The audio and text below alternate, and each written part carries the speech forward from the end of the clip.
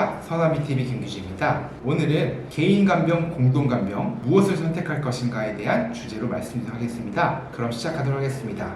최근 간병비가 매우 가파르게 오르고 있는데요. 얼마 전 중앙일보에서 반영된 것처럼 개인 간병비 500만원, 월 500만원의 비용이 부담이 있고, 간병비가 최근에 발표된 물가 중에 11% 이상 올라서 최고 수준의 물가 상승률을 1년간 기록했고, 이에 대한 간병비 부담이 매우 크다라는 관련된 기사가 나온 적이 있습니다. 이런 기사도 나온 것처럼 사실은 간병 비용은 현재 계속 올라가고 있고, 너무 간병 비용이 크다 보니까 간병 파산 문제라든가 간병 살인 문제 등 여러 가지 사회적 이슈가 있는 상황인데요. 그래서 정치권에서 이에 관련돼 가지고 여러 가지 제안이 나오고 있는 상황입니다. 오늘은 그래서 개인 간병을 언제 하는 게 좋을 것인지, 그리고 공동 간병을 어떤 사람이 하면 좋은지를 한번 이야기하면 좋을 것 같습니다.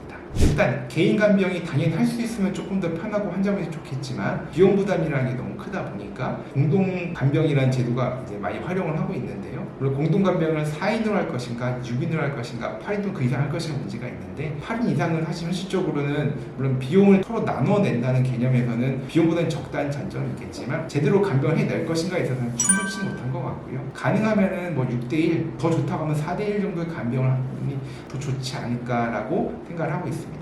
요양병 현장에 보기에는 그 정도는 돼야 적어도 어느 정도 적정 수준의 간병 인력이 해낼 수 있다고 생각을 하고 있고요. 그리고 공동 간병 같은 경우에는 사실 거의 대부분의 크게 손이 안 가는 환자분들은 공동 간병 하는 게 저는 맞다고 생각을 하는데요. 그 가장 큰 이유는 당연히 비용 부담이 훨씬 더 적기 때문입니다. 현재 개인 간병을 하시는 분들은 저희 병원 기준으로 보면은 적어도 한 달에 450, 사실 그 이상을 내신 경우는 상당히 많거든요. 그에 반해서 공동 간병은 저희 병원 4대1 기준으로 해서 1인당 100만원 정도 부담하면은 할 수가 있으니까, 물론 100만원도 엄청나게 큰 돈이고, 이게 실손보험도 안 되고 의료비 인정 못 되기 때문에 보호자 환자 부담이 좀 크긴 하지만, 그래도 월 4,500만원을 부담하시는 것은 장기간 지속된다면 심각한 상황이 발생할 수 있기 때문에, 물론 추후에 이제 간병급여가 당연히 돼야 할 방향이겠지만, 당장은 저희가 현 우리나라 시스템 상황에서 간병을 필요를 선택을 할 때는 너무 환자분이 상태가 심각하게 위중한 상태이거나 너무 손이 많이 가는 거 아니라고 하면은 가능하면 공동 간병을 하시는 걸 저도 기본적으로 추천을 드립니다. 하지만 개인 간병이 꼭 필요하신 분들도 있습니다.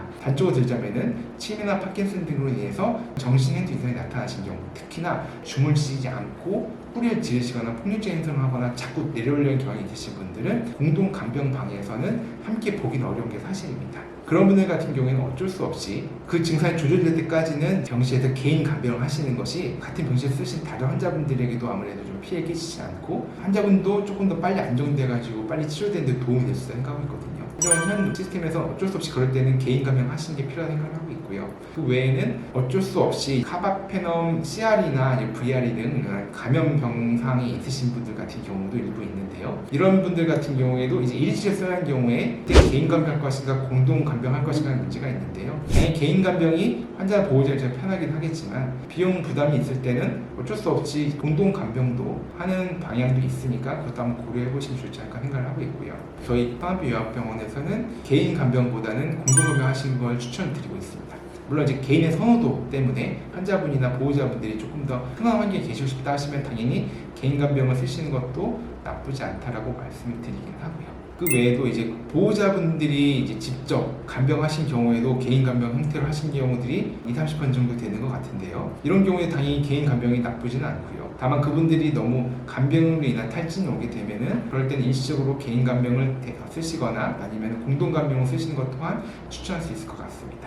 하루빨리 요양병원 간병비 급여가 이루어져서 간병비로 인해서 환자 보호자분들이 더 이상 고통받지 않기를 희망하며 오늘의 영상을 마치도록 하겠습니다. 긴 내용 봐주셔서 감사합니다. 다음엔 더 좋은 내용 찾아뵙도록 하겠습니다. 감사합니다.